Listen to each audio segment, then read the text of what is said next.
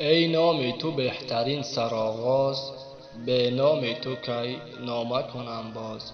به نام خداوند بخشاینده مهربان و نهایت با رحمت.